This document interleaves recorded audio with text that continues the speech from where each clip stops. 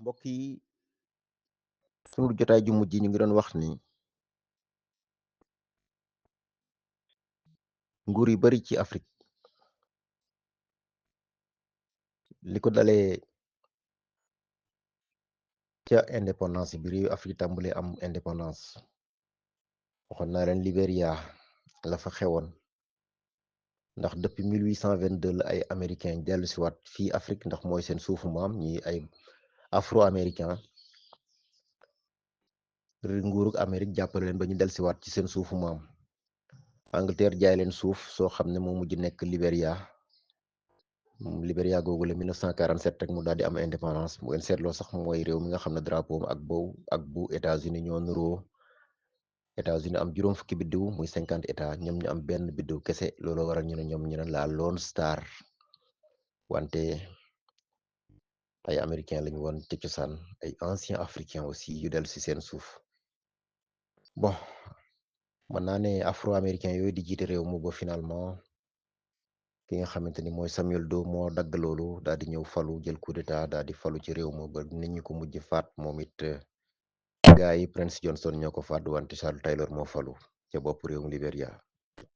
benn waxtu jot na fii ci Sénégal ba fegg fukki simili ñu fas yéene del siwaat fii ak yéen ci biir kippaango gi ñuy wooye info sport et culture fas yéene del si ci jeneen jotaayu démb Sénégal ni yéen ko amee woon aada di ko am dibeer ju nekk ci waxtu wi moo ñëwaat tey fas yéene rek wéyal waxtaan wi nga xamante ni dooroon nañ ko ay bés bii nu génn ñu ngi doon waxtaanee li nga xamante ni mooy toogaayu benn parti ci bopp réewu Afrique yi ñu jëloon ci nag pàcc bu njëkk bi doon ci leeral lu bari li ko dalee ci bi réewu Afrique yi tàmbalee am indépendance ba ni ñu ñëwee ci année 1980 yi donc xuusoon ne woon nañ ci lu dem ci ñaar fukki at wante ne woon naa leen jeexagul ndax desoon na aw laaj ci woo xamante ni war nañ ko wéyal tey war nañ ko mottali ndax reñu parti unique boo déggee ñu ne parti unique mooy benn parti rek bu toog ci am réew du nangu am wujji du nangu multipartisme du nangu parti politique yu bari am ci am réew maanaam daal démocratie gu yaatu ci réew nguur yu bari nanguwuñ ko woon ñu leeraloon ci lu baree bari ba ñu tegoon suñu baaram foofule kon tey jii dañuy dellusiwaat ci kàddu serviteur ngir wéyal waxtaan woowule ak yéen.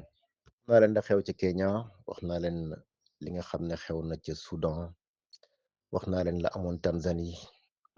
waxat naa leen yu baree baree bari wante bi ñu ñëwee ci année 1980 yi foofu laa yemoon woon ak yéen walaay daal di rek sofee suñu waxtaan wi tey di wax ni contexte bi d'abord réewu Afrique yu bari dañoo mujj adopté régime à parti unique dañ jàpp ne réew daal toog fa benn parti moo fa war a toog doxal loolu nag amoon na ay jeexital yu bon ndax tardel na Afrique ndax ñu bari wax naa leen ko dañu daal di jàngee ci doomu Italie boobu ñu doon wax Machiavel moom mi waxoon ne yoon wi gën a gaaw ngir am alal mooy nga dugg ci politique ngir foqati nguur boo jotee ci nguur nga fexe mooy ci ba du la rëcc mooy ci ba du la rëcc boobu moo ci gënoon yitteel africain yi moo tax ku ci xas faluwaan da ngay créer benn parti kese ne beneen parti mënul am autorisation beneen parti buñ créé dafa illégal dañ ko war a combattre dañ leen war a jàpp tëj leen bu laajee sax ñu faat leen ndax dañuy bund xataal dañuy xajamal suñu nguur moo tax ñu préféré woon parti unique loolu tardel na réew yu Afrique ndax kujje bu amul rek def lu la neex moo fay sës sàcc alal du mujj fenn nger gu dul jeex ci am réew mu amul plan de développement amoo benn yoon woo xàll ne wii fi laa bërëg jaareel sama réew bu suqaliko yooyu yëpp doonoon ay mbir yoo xam ne tardel na réew yu Afrique bokk na ci li nga xamante ni tax na ñoom ñu des ginnaaw tey ci àdduna bi coup d'état militaire ànd ak ay manifestation yoo xamante ni la muy wane rek mooy ne réew yi instabilité dafa am ko dalee 1980 ba 2020 yi tey jii ci laa bëgg ñëw ak yéen mbokk yi ñu xam ne Afrique am na fi ay coup d'état yu bari keroog limaloon naa leen ci 180 coup d'état yi mujj ci at yi bokkuñu ci yoo xam ne li leen indi woon rek mooy ñàkk yore réew yorin bu baax waaye itam la ko indi di ay parti unique yoo xam ne xajaluñ kenn, mayuñ kenn mu am sañ-sañu wax xalaatam sax ci am réew. coup d'état yoo xam ne liñ ci jublu woon mooy daaneel nguur yi fa nekkoon nga xam dañ leen jàppoon ne ñu geru lañu woon, ñu tële lañu woon, waaye ñoo xamante ni dañu yoroon benn baat rek ne lu ñu wax rek loolu mooy am ci réew mi. Benn pepp démocratie amutoon ci seen yorinu réew. Loolu dinaa ci ñëwaat mbokk yi ci yi nga xamante ni ñoom laay mujjee nii, wante balaa may ñëw ci exemple yu mujj yi nga xam ne ci année 2020 yi la ñu am, damay delluwaat ginnaaw tuuti rek am lu ma fàttali. kon noonu ñu waxee leen ko, gannaaw indépendance yi régime yu bari ci Afrique dañu daal di yor rek système mu parti unique ba nu ñu yegg si woon ci année 1980 yi. parti yooyu ci gën a bari ñu ngi jóge ci ay mouvement de libération, ay nit lañ ñoo xamante ni ñoo jógoon doon taxawu seen réew ngir mu am indépendance. waaye ba indépendance ñëwee ñoom ñoo daal di falu yor seeni nguur yoo xam ni daawuñu ko bëgg a séddoo, daawuñu ci bëgg a xajal ak kujje. ñu doon ay leader yoo xamante nit ñi xasoon nañ leen bëgg ngir li ñu yóbbu seen réew ci indépendance, mais ba ñu faloo dañu daal di yor weneen melokaan. ñu daal di rek contrôler seen réew, vie politique bi yëpp ñu nekk ci seen loxo. exemple yi ñu ci mën a indi nag ngir gën a dëggal loolu mooy réewum Guinée rek, parti démocratique de Guinée ñu naan ko PDG bu Ahmed Sékou Touré nekk na ci bopp réew moom ba atum 1984. réewum Kenya wax naa leen gannaaw Jomo Kenyatta mi nga xamante ni moo fexe woon ba réew mu am indépendance, ba mu fa jógee ki ko wuutu woon muy Daniel Arap Moi instauré na fa li nga xamante ni mooy parti bu metti boo xam dictature la indi. nuroo lool ak ñi nekk tey ci bopp réewum Sénégal ci doxalin, ndax bañ ñëwee dañ na nguur gi fi nekkoon ay sàcc lañ, di jàpp di tëj, di jàpp di yóbbu kaso. kuñ ci fekk nga bokk ci ancien dignitaire parti bi fi nekkoon muy Jomo Kenyatta, ñu wut lu ñu la taqal, wala suñu fekkee nga taq sax mu gën a yomb ci ñoom ñu daal di la sàkkal pexe yóbbu la kaso. doxalin woowule bokk na ci li nga xamante ni Daniel Arap Moi doon na ko def fële ca réewum Kenya li ko dalee atum 1982. bu dee ca réewum Libi, Muammar Kadhafi daal dina tere woon bépp parti politique ne moom dafay indi démocratie directe. dëgg la sax doxalin yi wuute na, amutoon kujje ci langue politique gi, wante ñàkk kujje googu moo dem ba atum 2011 ba bi muy commencé am ñu koy song ci réew ma. ci loolu lañu jaar comme prox ndoll, comme aw lay ba waa CNT mujj jël ngànnaay ba ni ñu ko déposé moom Muammar Kadhafi, gannaaw bu ci dëgg la yenn réew yi dugale seen loxo, ñu mel ne américains yi ak anglais yi ak français yi, surtout Nicolas Sarkozy, ba ni ñu faat ki nga xamante ni mooy Muammar Kadhafi. damay dellu mbokk yi 1963 ci réewum Côte d'Ivoire, président Houphouët-Boigny dafa indi woon benn parti unique ñu naan ko PDCI, parti démocratique de Côte d'Ivoire. dafa mujjoon rek orchestré benn faux complot, luy niroog complot pour am ñu mu tuumaal, am ñu mu teg loxo. loolu mu ngi ko amaloon ci atum 1963 pour éliminer opposition bi. mu daal di tuumaal ay ministre, ay député, ay syndicaliste ne dañuy amal ay mbir yoo xamante ni jubluwuñ ci lu mooy daane nguuram. loolu nag moom la daal di layelee woon ba mën a dal ci seen kaw dalin wu métti, jàpp ci téeméer ak ñaar fukk juróom-ñeent ci kàngam yooyu le ma lay wax, muy ay leader opposition, ay ministre, ay syndicaliste. manipulation boobu nga xamante ni moom la doon def pouvoir bi ba 1993, li taxoon nag ñu bari daawuñu ko gis mooy Côte d'Ivoire mu ngi doon yokk ci wàllu naataange, ci wàllu koom-koom, waaye itam na réew ma ngeer bari woon na fa lool doole. bu ñu demee réew Mali ci atum 1968 la ñuy taxaw. xaj na gëstukat yi bari bind nañ ci, wante coup d'état Moussa Traoré bi mu def contre Modibo Keïta.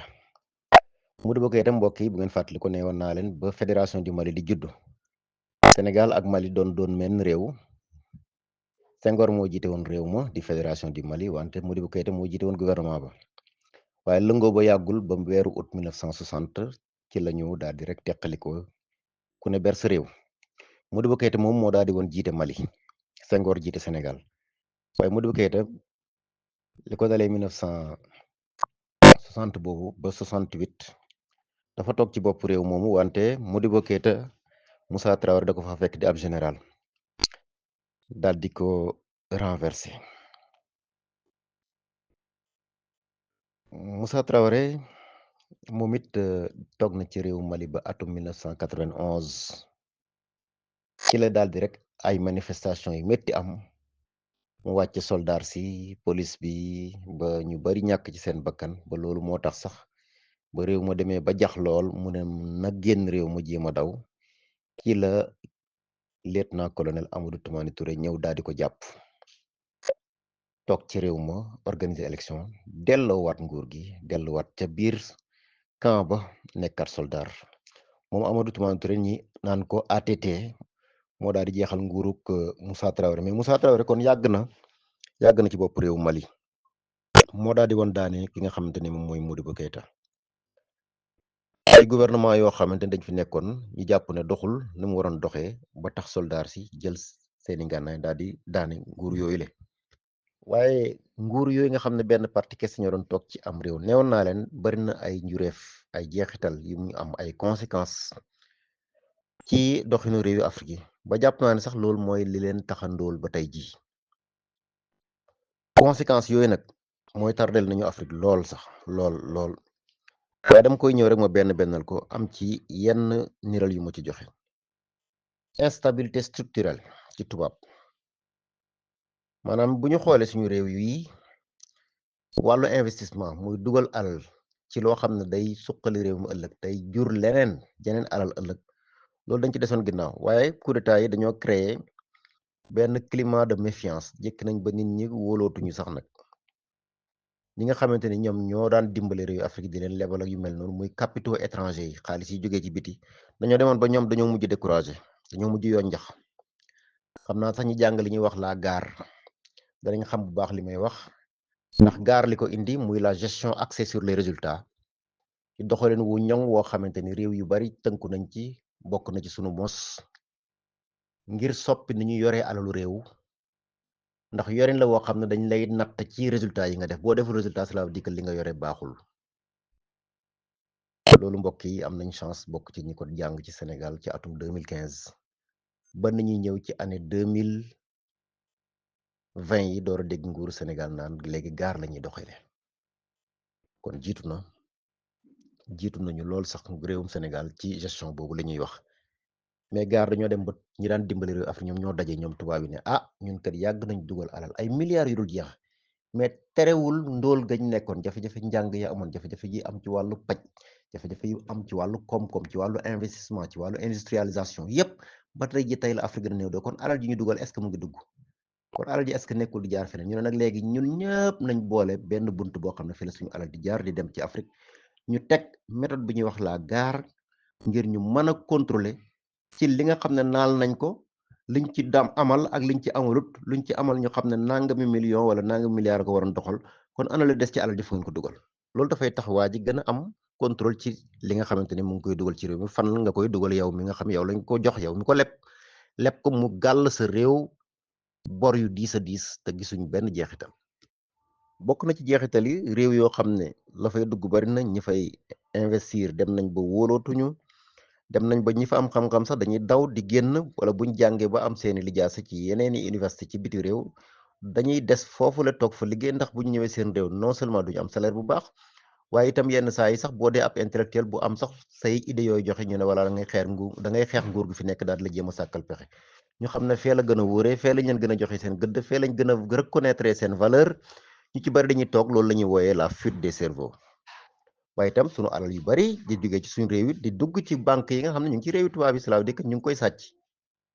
ñu ngi leb ci biti waaye bu yegsee defuñ ko ci réew mi dañ koy sàcc def ko ci seeni compte bopp ci bitim réew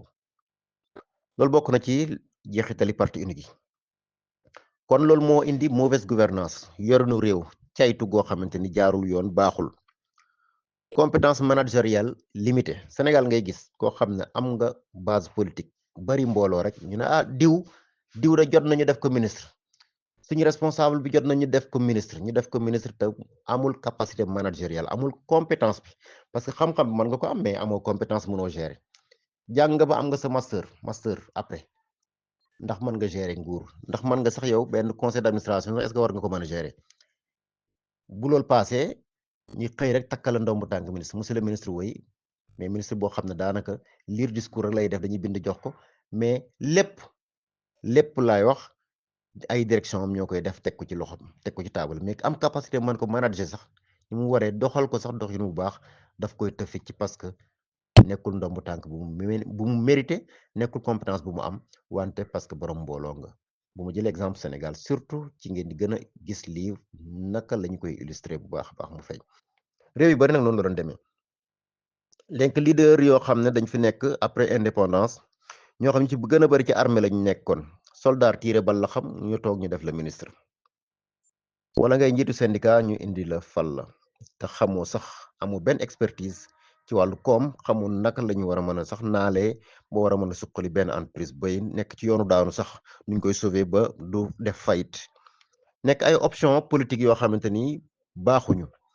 planification boo xam ne lépp dañ ko tënk ca kaw amul dara looy wàcce comme pouvoir ngir doxin wi gën a gaaw amul benn cër booy jox ñi ci suuf ngir ñu mën la ko yoreel la aw laaj ci nga yor wa ca des ngir doxin réew mi gën a ñoŋ gën a gaaw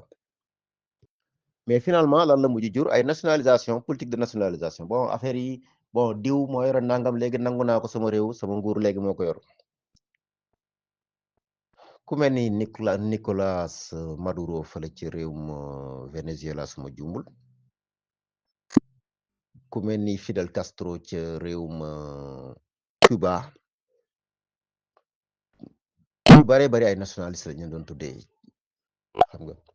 ku mel ni Lech Walesa ca réewum Pologne parce que dafa bari loo xamante ni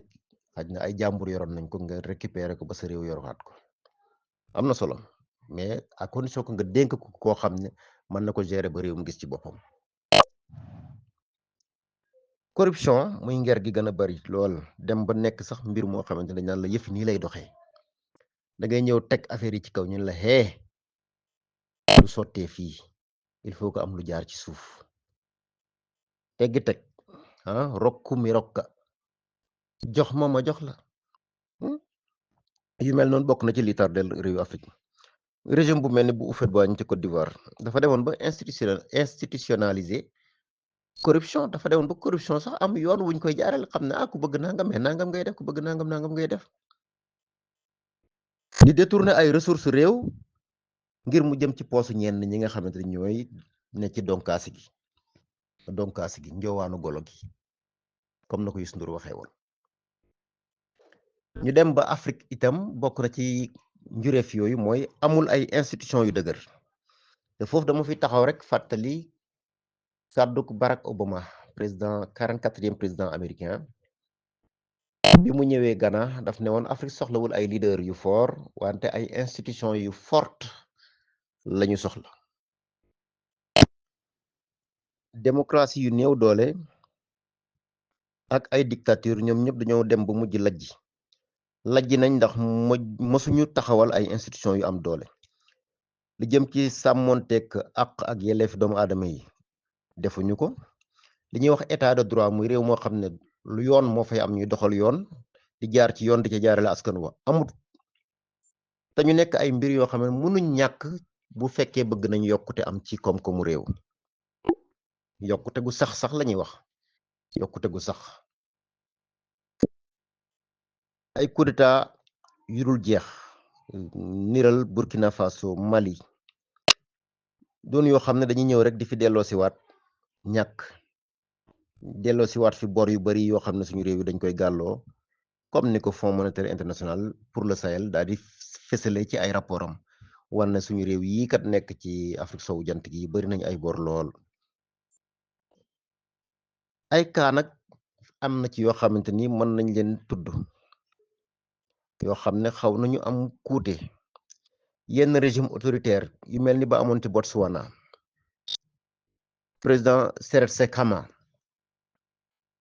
moom fexe na ba réew ma dëgër lool di am yokkute parce que dafa nekk leader bu compétent donte parti unique la mais liggéey na ba réewum Botswana jaare fa suqaliku wane na gouvernance bu jaar yoon doxal réew mi mu jub moo ko gënaloon fuuf moom type de régime bi nga xamante ni moom la amoon rek nekkul woon maanaam benn parti unique tekkiwul ne fu parti unique am rek lajjite moo cay topp déedéet waaye parti unique wane na ci réewum Botswana que ne Seretse Khama dafa doxal réewu Botswana ba nga xamante ni am na croissance bu am solo bu ñu ko rafetloo di ko nettali saa su nekk cependant am na aussi ay exception yu néew ay tojtal yoo xamante ni mën nañ ko ci gis parce que tendance générale développement bi niñ koy méngale ak li ñuy wax instabilité politique parce que réew moo xamante ni ay nguur dañuy wuutu wante rek ay coup d'état li ci gën a bari da daan àndanteeg rek koom-koom bu sooxe wante li gën a bari nguur yooyu nga xam ne benn parti rek moo amoon ci réew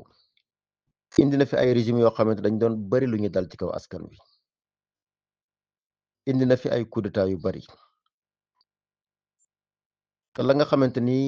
moo ci juddoo ci wàllu koom mooy réew yooyu dañoo dem ba dépendre ci seen matière première maanaam réew mu ci am pétrole daanaka da ngay wéeru ci pétrole bi rek mooy bunt buy génne xaalis da ngay sàggane sax yeneen secteurs yi réew mu ci ami jamaa wala réew mu ci am ab àll ay bant comme mu mel ni réew Gabon xam na pétrole ak bant rek daanaka ci la koom-koomam jógee réew mel ni Congo Brazzaville nga xam ne dafa teel am pétrole réew mel ni Angola nga xam ne pétrole am moo ko suqali ci fànn yu bari rawatina ci wàllu sport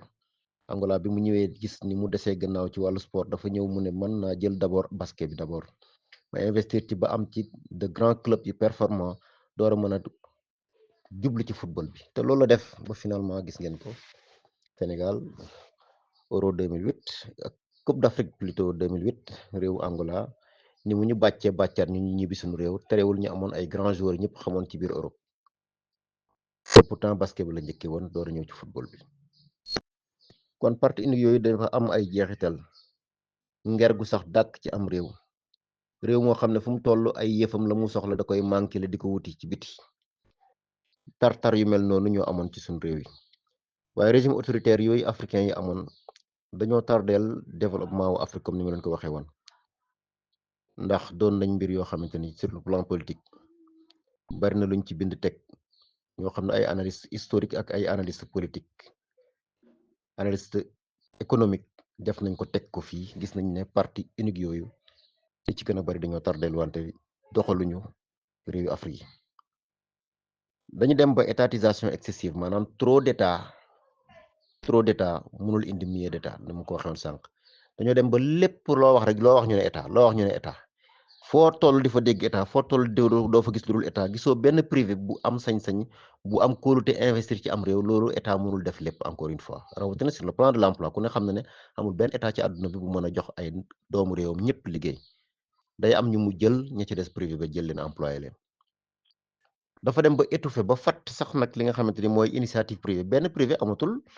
kóolute wala sax benn bunt boo mën a jaar ba def dara ci réew mi parti unique yooyu kon dañu indi économie maanaam ay koom-koom yoo xamante ni lépp dañ ko dajale ngar dajjoo ko ñoom waa nguur gi état bi tëj secteur yëpp boole bokk na ci mbay mi wàllu miin muy mbànjaxaan yi wàllu service yi muy benn bépp xeetu liggéeyukaay bërëbu liggéeyukaay yi mu nekk loo xam ne pour ñoom logique la loolu pour ñoom moo war a am ñi jëlee ko ci souvent nag li ñuy wax colonialisme ndax tubaab yi fi mujjoon nekk loolu lañ doon def dañoo yoroon lépp di doxalal lépp seen bopp ñi leen fi njëkk a wuutu foog ne nag loolu mooy doxaleen bu baax alors que Afrique amoon na ay réalité am Afrique soxla woon na leneen lu dul teg sa tànk rek fa ko tubaab bi tegoon tubaab ba dem na rek la mu daan def laay def wala sax ma def loo xam tubaab bi daaw ko def loolu yëpp ci fuqale bëgg nguur gi nga xamante ni am na ci der bu ñuul loolu ñoom ñu jàppe woon na lu logique la mais moo tax ba émergence mënul am yokkute mënul am suqaliku mënul am ci classe entrepreneuriale yi maanaam benn entreprise boo xam ne mën na jëm dem taxawal usine am taxawal société am taxawal entreprise am ci réew mu mën a dox amul bu ñu jëlee kaaw Zimbabwe par exemple ñi nga xam dañu nekkoon ci bopp réew ma doon ñu ñuy corrompre nguur goo nga xamante ni Robert Mugabe moo ko jiite woon lu mu indi woon mooy ay politique économique yoo xamante ni daanaka rek kuñ mën a jaay doole rek fëgg la ay impôt fëgg la ay taxe ne la yow nangam nga war a fay yow sa recouvrement nangam la rek fëgg la nga fay lu diis a diis daanaka foofu lañ doon jaaree di jël alal ci nguuru bokk na ci kaawu Zimbabwe sax ñëw fekk der yu weex yi yoroon suuf si dëgg la sax jaaduwutoon ci réew nit ku ñuul tubaab bi dem ba jël suuf sépp ba nit ñu amatuñ fuñ bay ba doon ay surga di surgawu di liggéey journalier ci toolu tubaab bi boo wàccee mu fay la lu tuuti nga yóbbu sa kër dundee Robert Mugabe ne waat foqet suuf yi ci tubaab yu weex yooyu dëkkoon Angleterre dellu séddale war ko ni ñu ñuul ñi li naan réforme agraire bu wute lool ak réforme agraire bi nga xamante ne président Senghor defoon na ko fii ci Sénégal ngir nit ñi mën a am ñoom ñëpp accès à la terre góor ni ki jigéen réewum Côte d'Ivoire dama ciy ñëwaat lu bari mbokk yi wante dafa wane lu bari que ne état providence nguur gu yor lépp di contrôler cacao bi petit producteurs yi nga xamante ni ay baykat yu ndaw lañ li ñuy bay bariwul ñu di leen di nappaaje di leen dëgg waaye loolu yëpp kan moo ci doon jëriñu bureaucratie ñi nga xamante ni ñooy bureaucrate nekk ci kaw di ñoo ci nguuru ñoom ñu mën a am suuf yu bari hectares yu bari ñoom ñooy am yenn faveur yi ci nguur wante ki nga xam ne moo nekk ci suuf di sonn comme na ko Mao Tse-tung waxee woon ca Chine la force d'une organisation repose sur son maillon le plus faible ñi nga xam ne ñoo nekk ci suuf war ci mën a gën a jariñu baykat bi tey ji moo gën a néew lu muy lekk ci bénéfice su gerte loolu xam nañ ko fan nañu jaaral ba dooleel ko yan xeetu coopérative lañu war a samp pourtant Mamadou Dia programme woon na ko lépp mais dañ ko reproché woon ne ko yow da nga bëgg a jël baadoolo def ko buur ba baadoolo di lekk ñam wu buur war a dundee baadoolo rek la war a doon buur dafa war a nekk di ko jariñoo wante baadoolo waruñ ko jox pouvoir yu muy amee dara yu muy mënee dara bokk na ci li gaa yi mere woon Mamadou Dia ba ne kut ko kut kii arrangé wul tubaab bi dafa war a jógee ndax tubaab bi boobu bàyyee nañu indépendance waaye dañu bëggoon des ci réew mi seen loxo des fi seen entreprise sampu fi ba lu fi ñëw lu fi ñor ci réew mi ñu lekk ca loo xam ne baykat ba du ko ca mos loolu dafa jur lu naan déficit institutionnel dem nañ ba sunu institution yi ci réew mi doxuñu état de droit néew fi doole justice bu indépendante amu fi woon wala bariwu fi droit de propriété yi nga xamante ni ñoom borom doole dañ ko amoon dañ ko sécuriser woon loolu tax na ay marché yu fiable sax mënuñ fi woon am réforme yi nga xamante ni indi nañ ko muy xeeti coppite ci année 1980 yi nga xam ne ay réforme libérale lañ ko mën a tuddee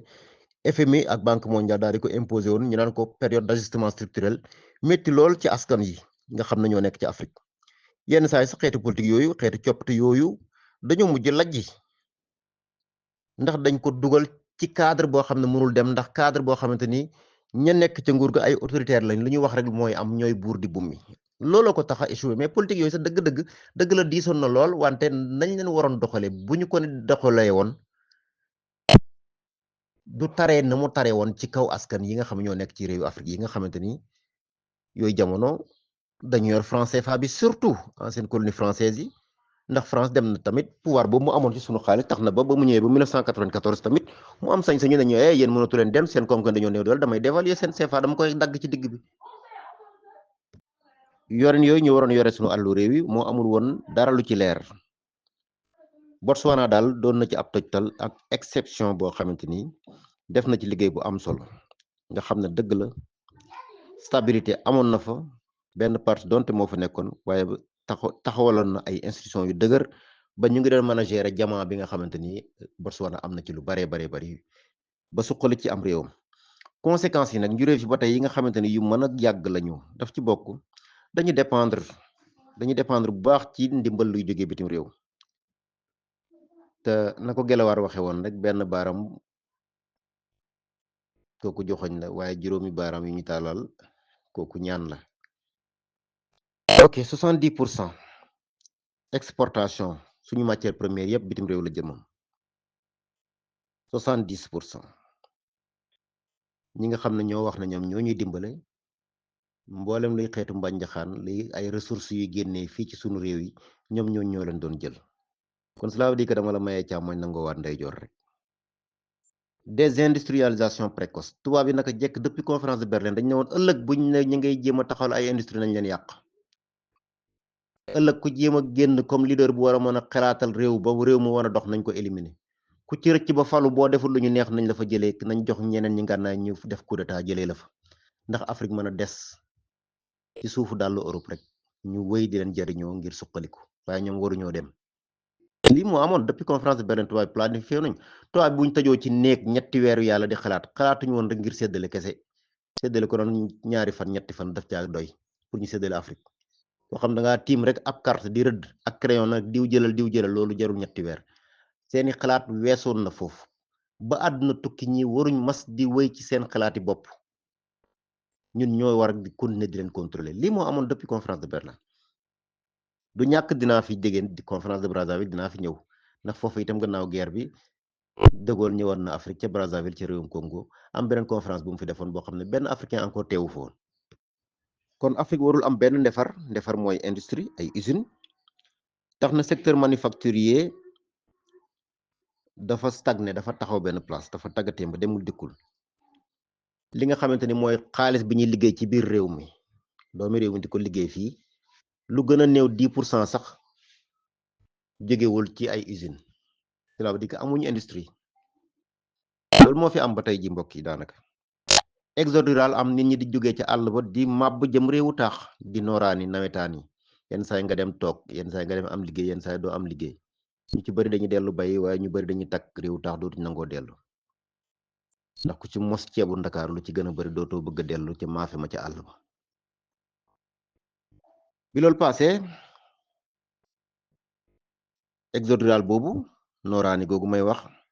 mujjutoon mën a jox ñëpp liggéey ndax ñi amul liggéey faaw dañu am jafe-jafe ñi amul métier rawatina loolu nag dafa dem ba jur ay crise sociale ñu naan Dakar neexatul Dakaru jal job de neexoon na waaye Dakaru njaay fi mu toll nii neexatul liggéey amatul maanaam Dakar gu njëkk ga ak Dakar gi tey loolu tax na Afrique gi nekk nag ci suufu Sahara muy suñu réew yi doon diwaan bi gën a ñàkk ci àdduna bi doonte am na ay xeetu mbànjaxaan yu dul jeex am PIB boo xamante ni boo ko jëlee gën naa néew $2000 habitant bu ne habitant bu ne li ngay am ci at mi du mat $2000 loolu rapport la bu génn en 2022 ñetti at ci ginnaaw mbokk yi moo fësaloon loolu yenn nguur yi fi xaw a dox sax mooy nguur yi nga xam dañoo boole stabilité politique maanaam amuñ ñoom ay coup d'état boole ci def une inclusion sociale doxinu réew ma ñu dugal ci loxo askan wi waaye itam ñu amal ay réforme yoo xamante ni ci seen wàllu institution réew mel ni Rwanda gannaaw atu 1994 gannaaw seen génocide bi ku ne gis na président Kagame tey jii fa mu yóbbu réewu Rwanda ni mu xawee dox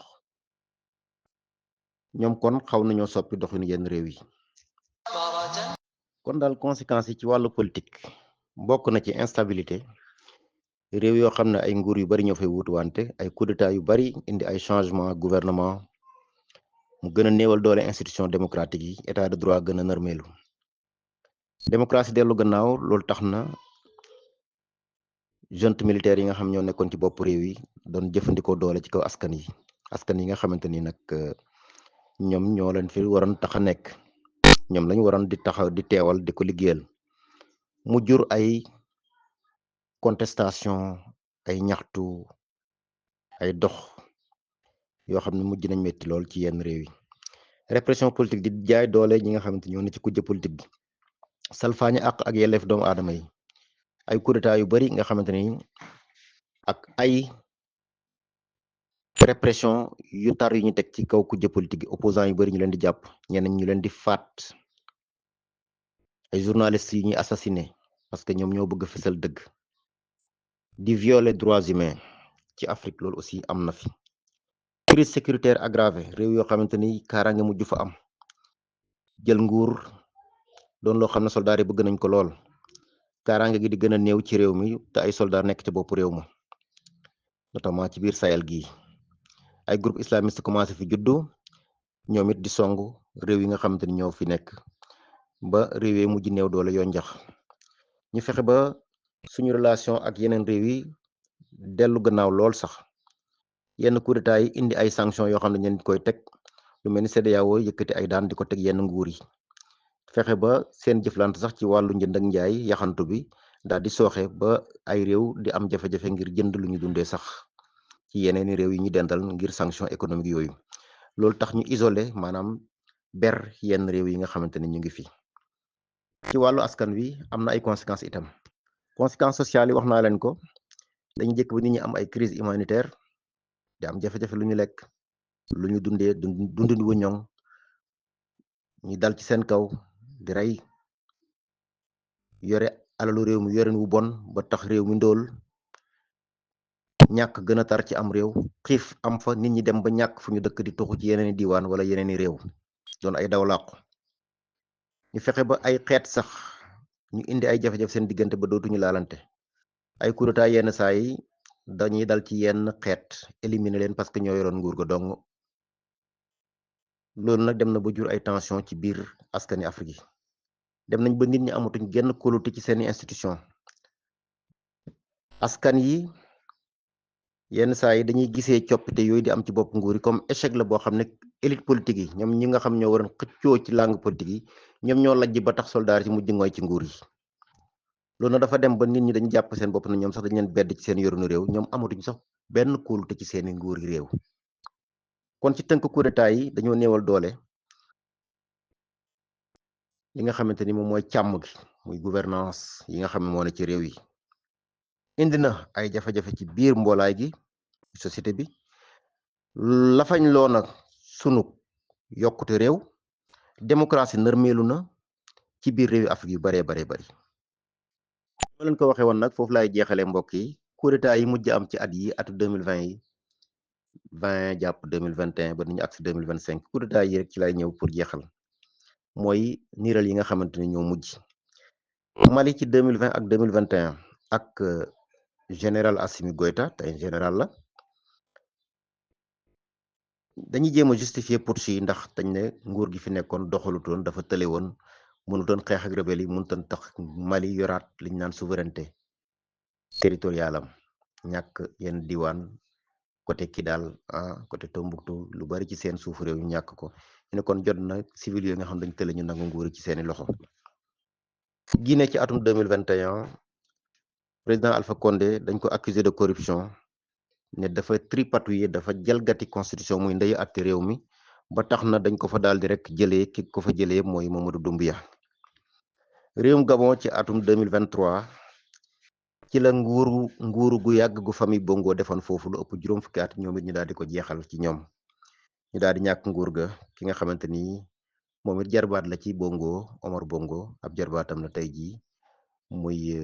Oligui Nguema tey Nguema jiite réew ma fexe ba def élection daal di gañ a toog ci bopp réew ma dem nekk un président légitime boo xam ne suñ neexee ñu ne léegi summi na tenue bi sol na costume bi nekk na président bu légal ci réewum Gabon réewum Burkina Faso wax naa leen ko mbokk yi bu ñu xoolee ñaari coup d'état ci benn at Damick Ba gannaaw gi Ibrahima Traoré réewum Niger président Mamadou Bazoum ki nga xamante ni mooy général Abdourahmane Tiani daal di ko wuutu ca bopp réew ma jaar ci ngànnaay foqati nguur gi jàpp ko tëj jël nguur gi ci moom ne day doxal Mali Assimi Goïta loolu la def Ibrahima Traoré ca Burkina loolu la def ba ñoom ñett sax ñu daal di lëngoo ba génn ci CEDEAO ndax CEDEAO tegoon na leen ay daan ay sanctions économiques menacé woon na leen sax ne dinaa fa indi ay soldats ngir nanguwaat nguur yi delloo si waat président yi ci seen toogu loolu yëpp mujjul am tax nañ ñu gën a mànkoo def seen kippaango bopp gu tudd AES nag bu ñu boolee dend ñetti réew yi Mali Niger Burkina donte Burkina ci gën a tuuti waaye yeneen ñaar réew yi ay ponkali réew lañ dañuy daal di am rek ci wàllu yaatuwaay daanaka 50% espace CEDEAO dañ ko daal di jël ñoom ñetti réew yooyu kot ñu dem ba tey yi ñu bëgg am seen xaalisu bopp di jëflante bokk na ci seen jafe-jafe nag amuñu accès à la mer amuñu kenn ci ñoom bunt bu mu jaar ba mën a yegg ci géej gi war na mën a di yor ay bateau di importer que exporter muy jaarale seeni ressources Niger ku ko xam-xam ko ci li nga xamante ni mooy uranium bi